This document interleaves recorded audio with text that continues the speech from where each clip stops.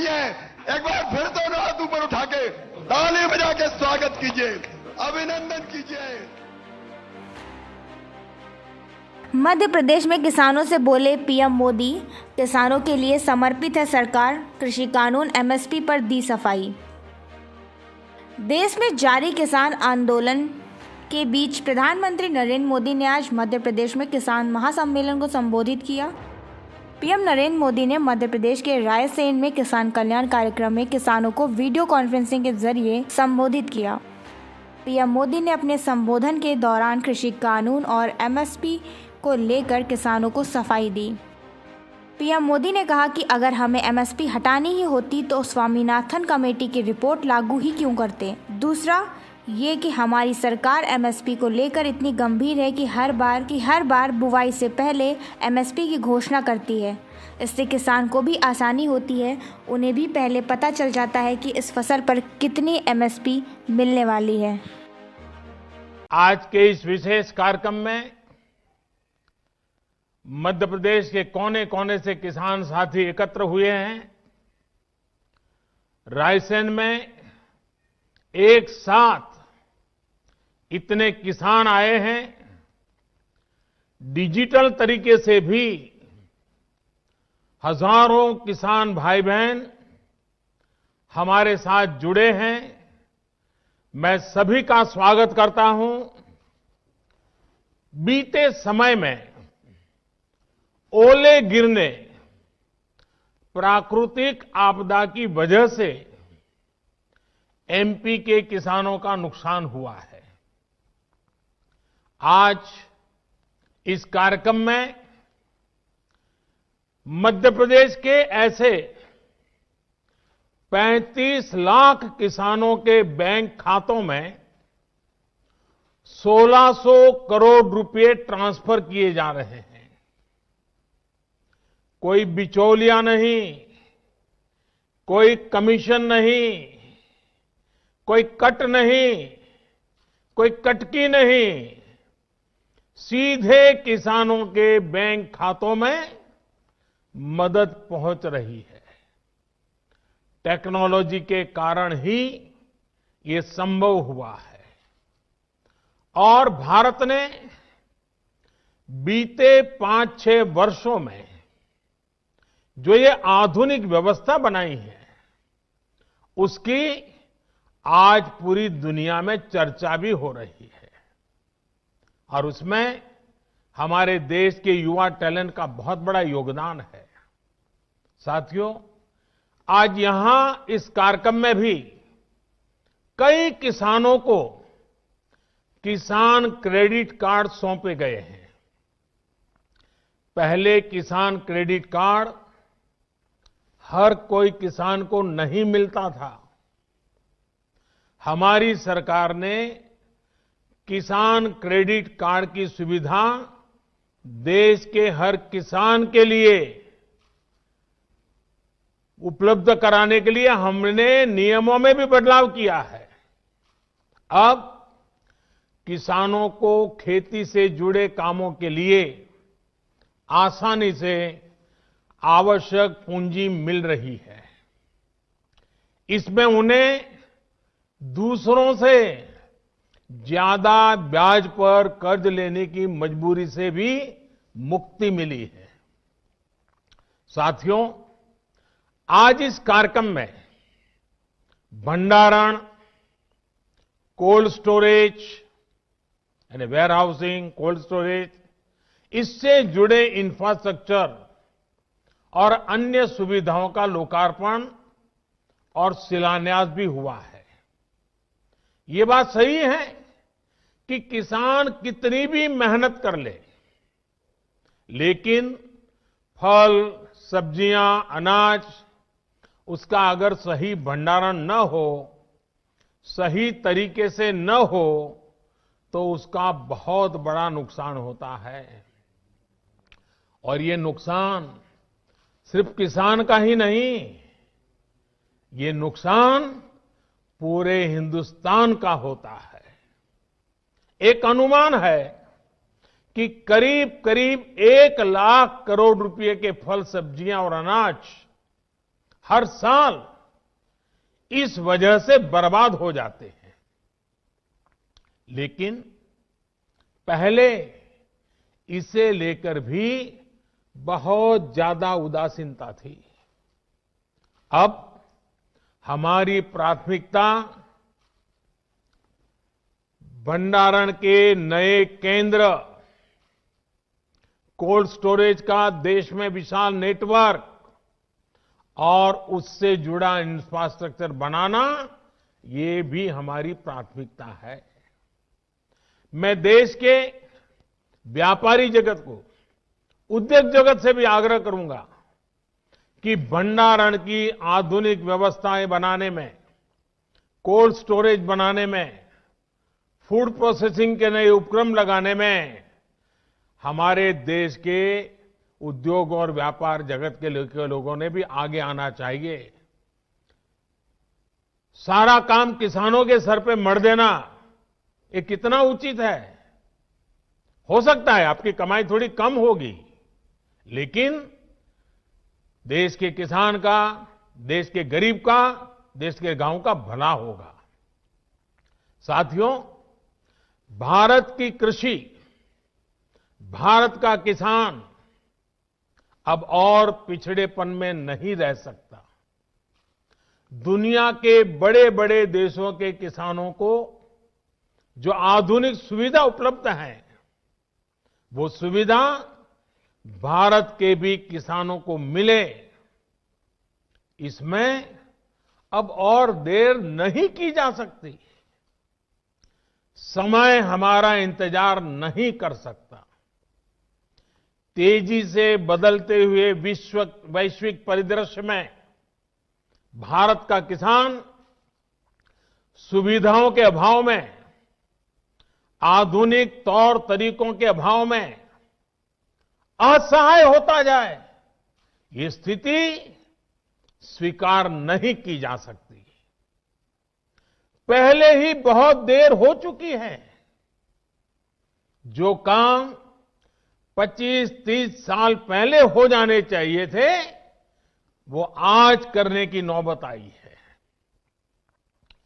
पिछले 6 साल में हमारी सरकार ने किसानों की एक एक जरूरत को ध्यान में रखते हुए अनेक महत्वपूर्ण कदम उठाए हैं। इसी कड़ी में देश के किसानों की उन मांगों को भी पूरा किया गया है जिन पर बरसों से सिर्फ और सिर्फ मंथन चल रहा था। बीते कई दिनों से देश में किसानों के लिए जो नए कानून बने,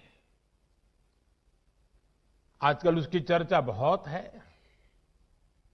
एक कृषि सुधार, ये कानून रातों रात नहीं आए हैं। पिछले 20-22 साल से इस देश की हर सरकार ने, राज्यों की सरकार ने इस पर व्यापक चर्चा की है। कम अधिक सभी संगठनों ने इन पर विमर्श किया है।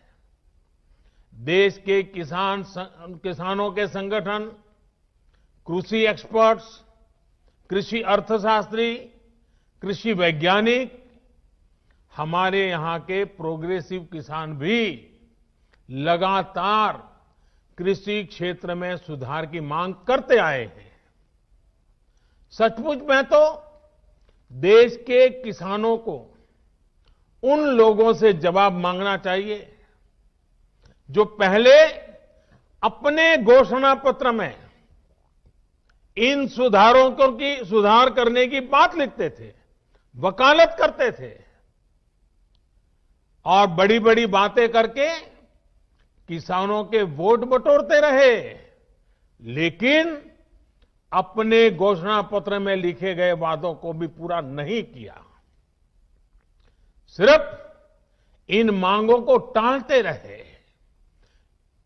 क्योंकि किसानों की प्राथमिकता नहीं था और देश का किसान इंतजार ही करता रहा।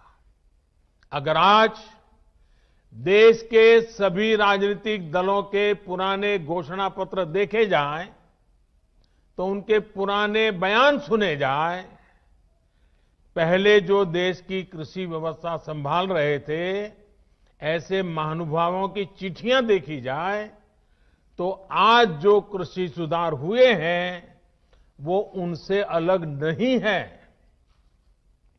वो जिन चीजों का वादा करते थे, वही बातें इन कृषि सुधारों में की गई हैं। मुझे लगता है उनको पीड़ा इस बात से नहीं है कि कृषि कानूनों में सुधार क्यों हुआ। उनको तकलीफ इस बात में है कि जो काम हम कहते थे लेकिन कर नहीं पाते थे, वो मोदी ने कैसे किया, मोदी ने क्यों किया, मोदी को इसका क्रेडिट कैसे मिल जाए।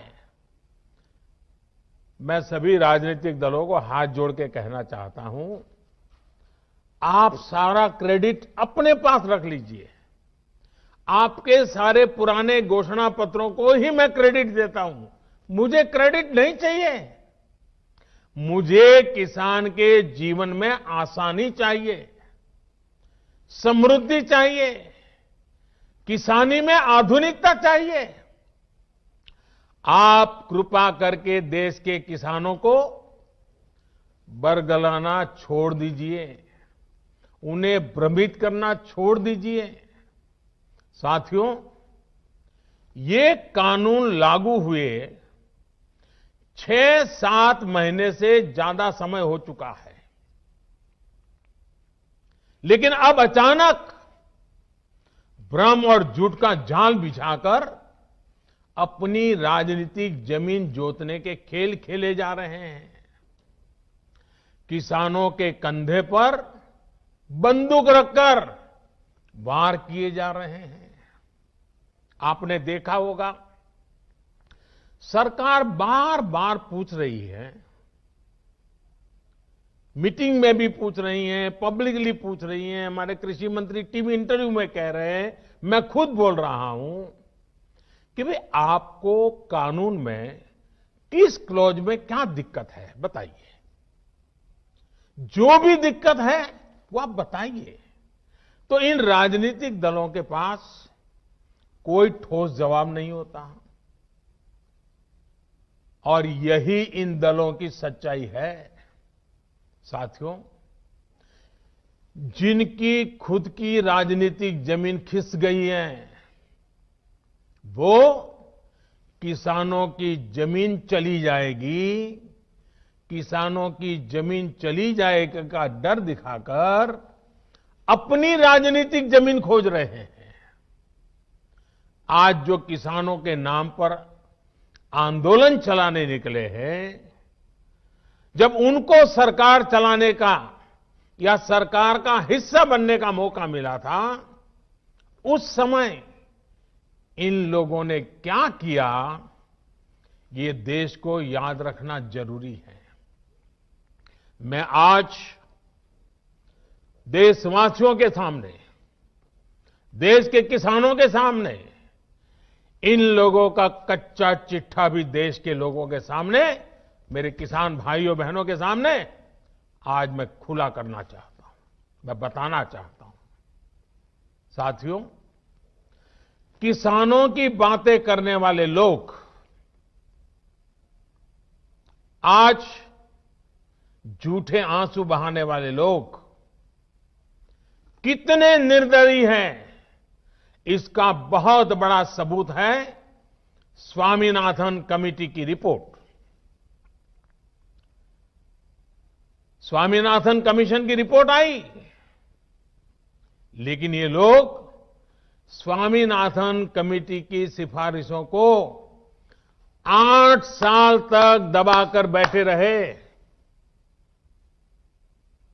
किसान आंदोलन करते थे, प्रदर्शन करते थे, लेकिन इन लोगों के पेट का पानी नहीं लिहला।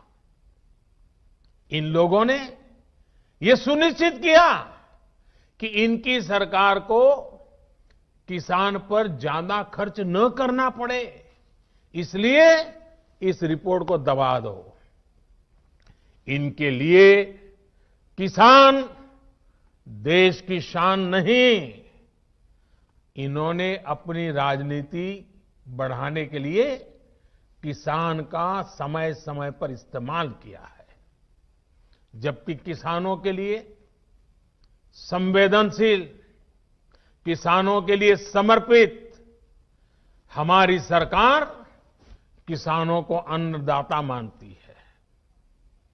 हमने फाइलों के ढेर में फेंक दी गई स्वामीनाथन कमेटी की रिपोर्ट बाहर निकाला और इसकी सिफारिशें लागू की।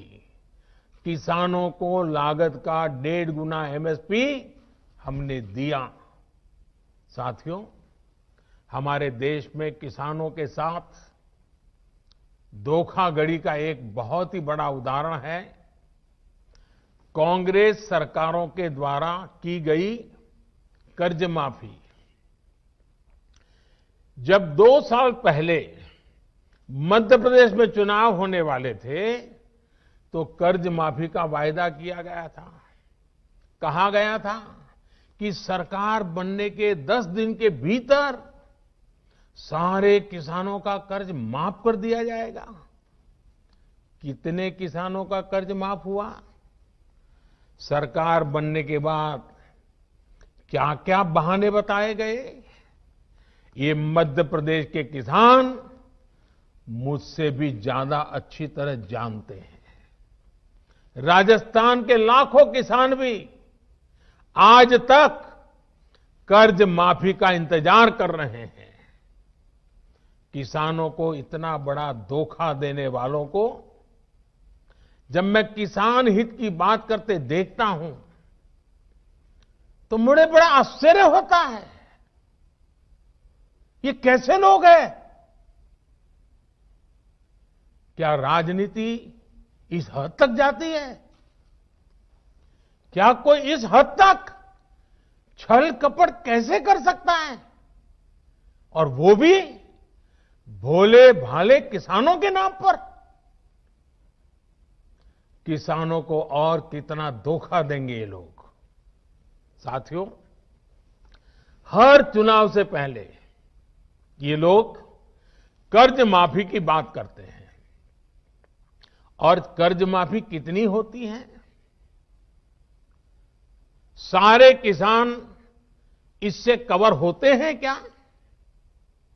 जो छोटा किसान कभी बैंक का दरवाजा नहीं देखा है, जिसने कभी कर्ज नहीं लिया, उसके बारे में क्या कभी एक बार भी सोचा है इन लोगों ने? और नया पुराना हर अनुभव ये बताता है कि जितनी ये घोषणा करते हैं उतनी कर्ज माफी कभी नहीं करते। जितने पैसे ये भेजने की बात कर रहे हैं उतने पैसे किसानों तक कभी पहुंचते ही नहीं है। किसान सोचता था कि अब तो पूरा कर्ज माफ होगा और बदले में उसे मिलता था बैंकों का नोटिस और गिरफ्तारी का वारंट। और इस कर्ज माफी का सबसे बड़ा लाभ किसे मिलता था? इन लोगों के करीबियों को, नाते रिश्तेदारों को। अगर मेरे मीडिया के मित्र अगर थोड़ा खंगालेंगे तो ये सब 8-10 साल पहले की रिपोर्ट में उन्हें पूरी तरह कच्चा चिट्ठा मिल जाएगा। यही उनका चरित्र रहा है। किसानों की राजनीति का दम भरने वालों ने कभी इसके लिए आंदोलन नहीं किया, प्रदर्शन नहीं किया।